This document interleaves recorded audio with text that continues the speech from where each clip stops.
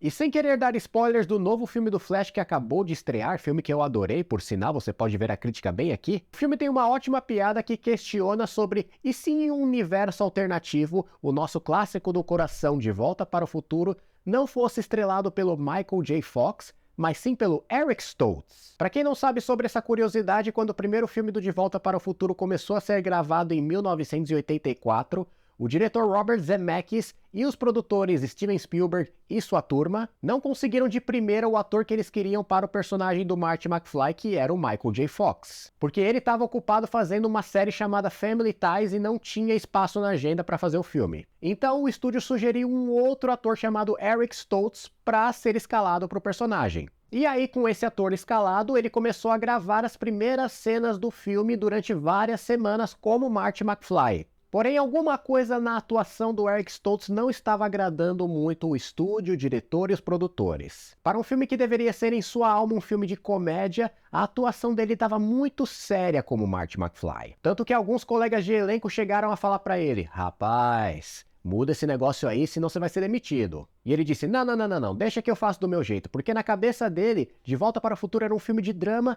sobre um rapaz perdido no passado, lembrando de um futuro que só ele lembrava. E aí as pessoas continuaram dizendo: "Rapaz, muda isso aí, que senão você vai ser demitido." E ele disse: não, eu sou um ator, eu sei o que eu tô fazendo." E aí quando os produtores ficaram sabendo que o Michael J. Fox liberou lá um espaço na agenda dele para fazer o filme, eles foram conversar com o Michael e contrataram ele para o papel. Sendo assim, o Robert Zemeckis, o diretor, chegou para o Eric Stoltz, chamou ele no escritório e falou: "Rapaz, tu tá demitido." E com a chegada do Michael J. Fox, ele regravou as cenas que já estavam gravadas e, para felicidade de todos, deu tudo certo e temos hoje o filme que amamos tanto. E quando eu descobri essa história de bastidores na internet, lá nos começos da internet, lá pelos anos 2000, eu lembro de ficar bastante chocado de pensar que o filme da minha infância poderia ter sido algo bem diferente apenas com essa mudança de elenco, mas um lado meu também ficou muito curioso para saber.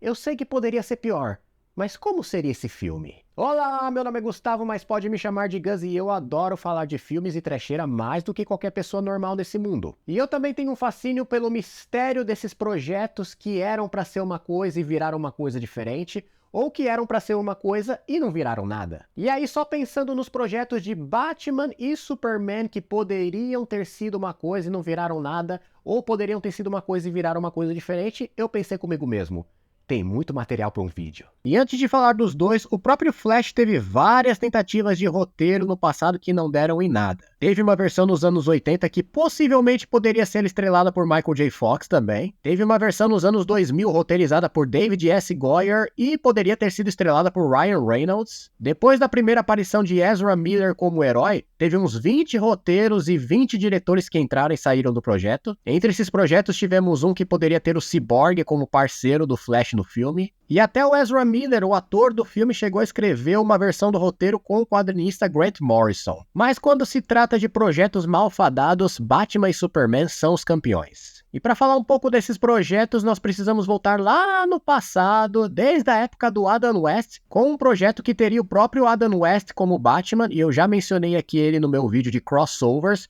que é o Batman vs Godzilla. Sim, nessa história o Batman e o menino prodígio Robin iriam para Tóquio, no Japão, e se encontrariam com o lagartão gigante. Não é por nada não, mas eu queria muito ver esse filme. Nos anos 80 houveram rumores que poderia haver um filme do Batman que continuaria o tom cômico da série do Adam West, só que agora protagonizada pelo Bill Murray como Batman e Ed Murphy como Robin. Graças a Deus isso não deu em nada. Mas a primeira tentativa de fazer um filme sério com o personagem veio nas mãos do roteirista Tom Mankiewicz, que foi um roteirista bem importante para o Superman, que a gente vai falar depois também. E nesse roteiro que eu cheguei a ler, você teria uma versão que mostraria o Bruce Wayne e suas origens, desde o assassinato de seus pais e o jovem crescendo e passando por vários países para fazer seu treinamento como Batman. Algo similar ao que Batman Begins veio a fazer depois. Mas o filme teria alguns elementos fantasiosos, como por exemplo a inclusão dos vilões Coringa e Pinguim, um Batmóvel voador e um clímax que mostraria uma batalha final entre o Batman e o Coringa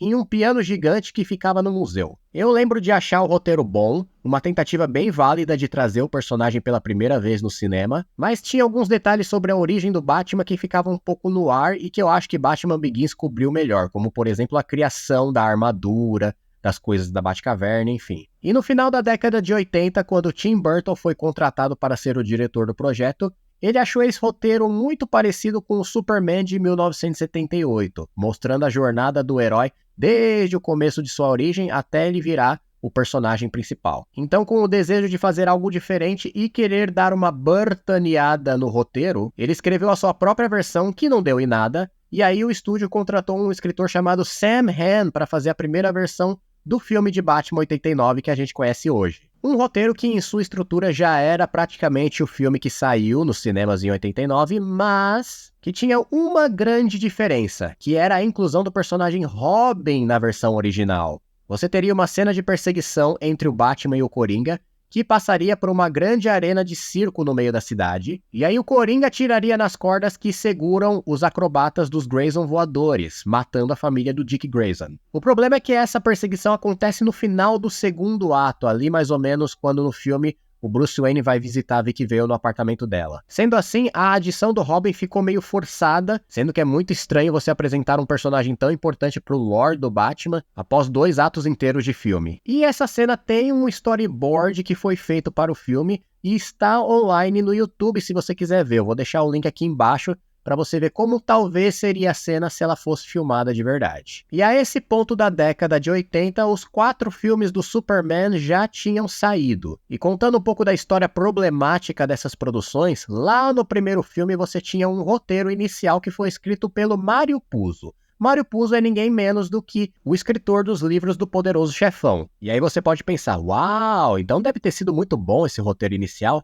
Não. Era um roteiro pastelão e cheio de comédia desnecessária. Pra você ter uma ideia, o ator James Caan, que foi considerado para ser o Superman nesse filme, ele deu uma entrevista falando sobre uma cena que tinha no roteiro em que o Clark Kent, no Planeta Diário, se veste de Superman e entra no escritório da Lois Lane pra impressionar ela. Só que a Lois Lane olha pra ele e pensa, ai Clark, foi uma bela tentativa, mas não, né? Como assim? Ele é o Superman! Enfim, então o roteirista Tom Mankiewicz, o mesmo que eu falei que escreveu a primeira versão do filme do Batman, chegou aqui e reescreveu o projeto para virar o grande clássico Superman de 1978 que nós conhecemos hoje. E aí Superman 1 e Superman 2 foram filmes que foram gravados juntos, mas tiveram problemas na produção, como a troca de diretores no meio dela. Saiu o lendário Richard Donner para a entrada do Richard Lester, que transformou um filme em uma coisa um pouquinho mais cômica, colocando umas piadas que não encaixam muito ali no tom do filme pra mim. Mas essas questões de produção a gente fala em outro vídeo, porque o interessante é o que o estúdio tentou fazer depois como terceiro filme. A primeira ideia para um terceiro filme do Superman teria o vilão Brainiac, o outro vilão, o Sr. Mxyzptlk, e a introdução de Kara Zor-El, a primeira Supergirl do cinema. E a plot era que depois da destruição de Krypton,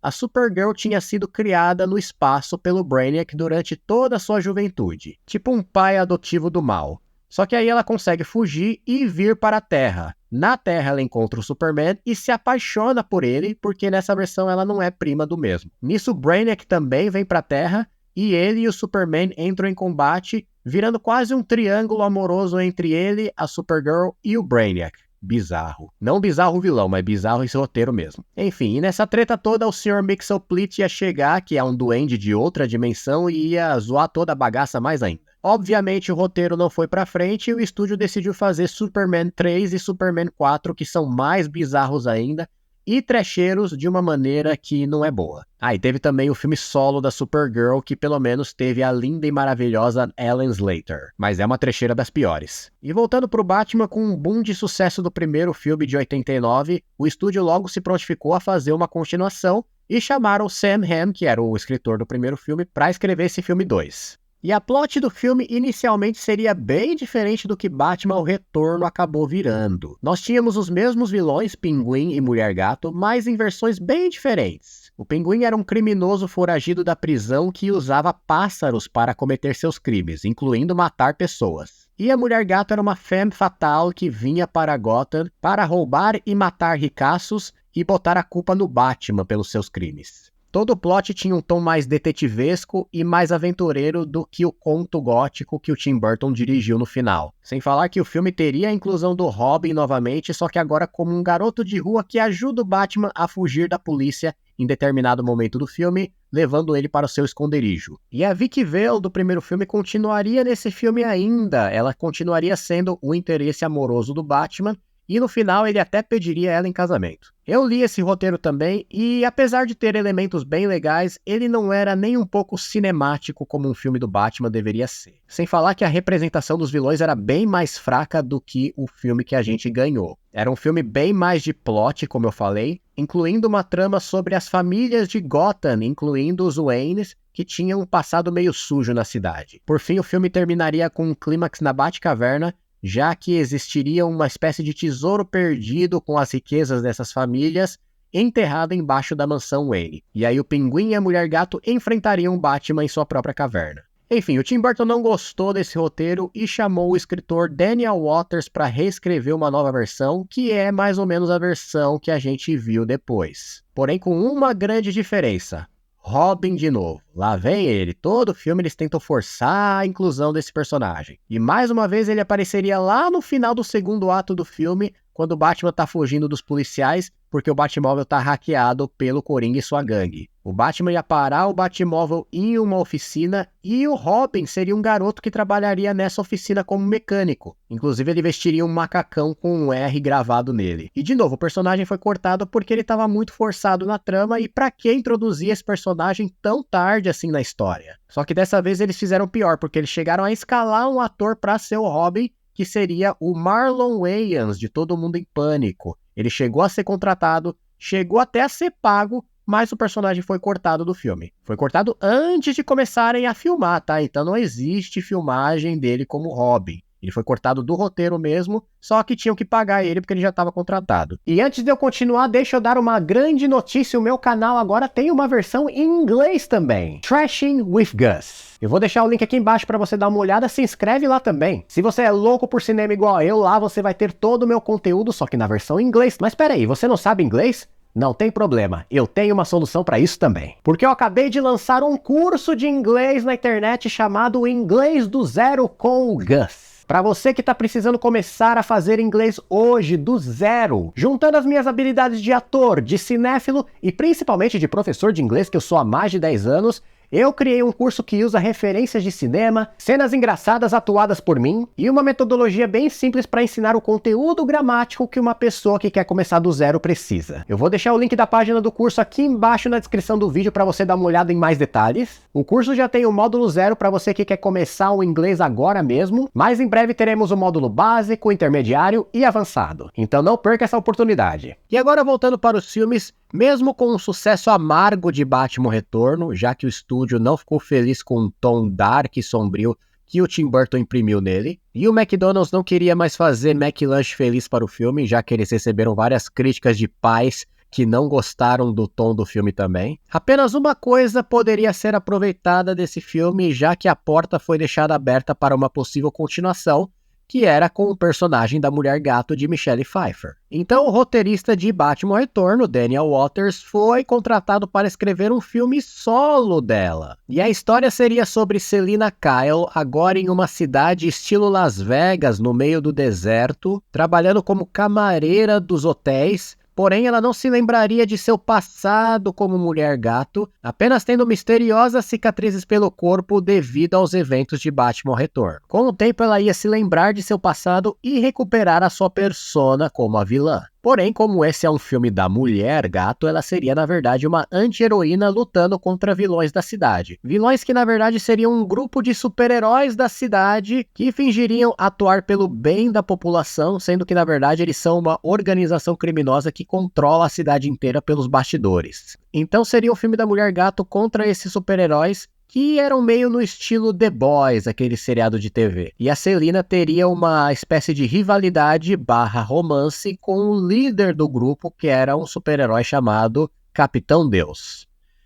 Eu sei. Eu li esse roteiro também e ele é bem maluco. Tem uma cena em que todas as mulheres da cidade praticamente se vestem de Mulher-Gato e saem nas ruas para lutar contra o crime ou algo do tipo. Sem falar que não teria nenhuma menção do Batman. Enfim, é óbvio que o estúdio leu e decidiu não ir em frente com esse projeto, principalmente porque ele foi entregue para o estúdio bem no dia do lançamento de um certo filme que fez bastante sucesso para eles, chamado Batman Eternamente. E Batman Eternamente não tem uma versão muito diferente do que saiu no cinema pelo roteiro inicial. Na verdade, é um roteiro mais bem desenvolvido, com muito mais cenas focando na dualidade da personalidade do Bruce Wayne / Batman. Então, o primeiro roteiro tem uma história que explora muito mais o psicológico do Batman e essa divisão entre as duas personas, ao ponto de que o Bruce Wayne tem que meio que escolher se ele vai ser só Bruce Wayne ou se vai ser Batman também. No final, ele acaba escolhendo que ele vai ser Batman também, aliás, Batman para sempre, o que leva ao nome do filme Batman Eternamente. Uma conclusão de arco que não está exatamente no filme final, mesmo o filme ainda se chamando Batman Eternamente. E algumas dessas cenas do roteiro foram gravadas e podem ser achadas na internet se você procurar. Inclusive, hoje mesmo eu vi um podcast com o diretor Kevin Smith, que disse ter visto uma cópia dessa versão estendida de Batman Eternamente, dizendo que realmente o filme é bem mais fiel ao roteiro original, explorando mais essas ideias do psicológico do Batman, e que fazendo a comparação com os dois filmes ele consegue ver que a versão que saiu no cinema é uma versão cortada para motivos mais comerciais. Ai, que inveja dele ter assistido. O que nos leva ao quarto filme da série, que é o Batman e Robin, conhecidamente como o pior filme da série.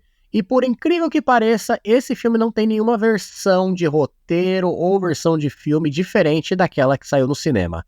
O roteiro que foi escrito foi o filme que foi gravado. Você pode até me perguntar, mas Gus, logo esse filme que é o pior da série, eles simplesmente leram o roteiro e já gravaram do jeito que estava, não tentaram fazer nenhuma versão diferente? E eu te falo, eu sei, mas também te falo outra coisa. Eu adoro Batman e Robin. Isso a gente fala em outro vídeo, deixa pro futuro. E voltando para o Superman, depois do quarto filme da série, lá em 1987, que foi uma catástrofe completa, o estúdio começou a pensar em fazer ainda um quinto filme que teria o Christopher Reeve como personagem título. A primeira tentativa veio em um roteiro que teria de novo o Brainiac como vilão em uma invasão à Terra massiva. E aí ele encolheria a cidade de Metrópolis, como ele faz nos quadrinhos, e você teria essa batalha contra o Superman. Teria até um ponto do filme que o Superman meio que morre, mas não morre de verdade, e ele tem que se recuperar através de tecnologia kryptoniana para enfrentar o vilão no final. Não foi um roteiro que agradou todo mundo, então em 1992 aconteceu um evento muito interessante na história do personagem Superman,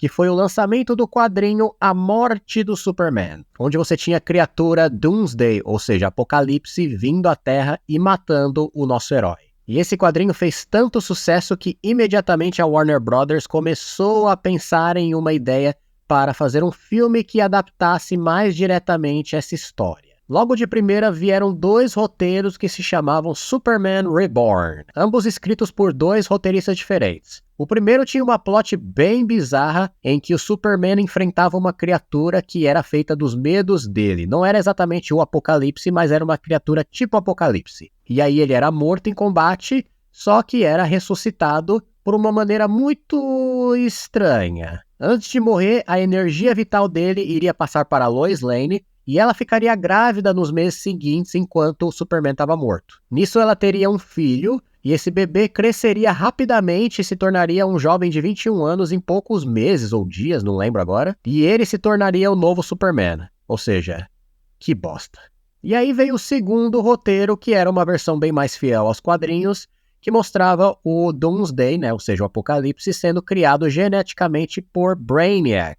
E aí ele chegava na Terra, matava o Superman, depois tínhamos a ressurreição do mesmo através de tecnologia kryptoniana. E além dos já mencionados Brainiac e Apocalipse como vilões da trama, você teria também outros vilões como Parasita e a Silver Banshee. Ou seja, era muito personagem para um roteiro só. E aí os dois roteiros foram reprovados até que chegou um jovem cineasta na parada que se chamava Kevin Smith, cara que eu acabei de mencionar acima quando eu falei da versão estendida de Batman Forever. E o envolvimento desse diretor / escritor com o projeto talvez seja o mais interessante de todos, mas para falar disso, eu vou precisar de outro episódio aqui no canal. Um episódio que, se eu fosse dar o título, eu chamaria de Aquela Vez que o Estúdio Queria Colocar o Nicolas Cage em todos os filmes, Batman, Super-Homem, o que fosse. E para ver esse vídeo da parte 2, você já sabe o que tem que fazer. Se inscreva nesse canal agora mesmo, para me ajudar nesse trabalho de continuar trazendo cada vez mais trecheira da boa para as nossas vidas. Não se esqueça de ver os links dos meus e-books no site da Amazon que estão lá agora.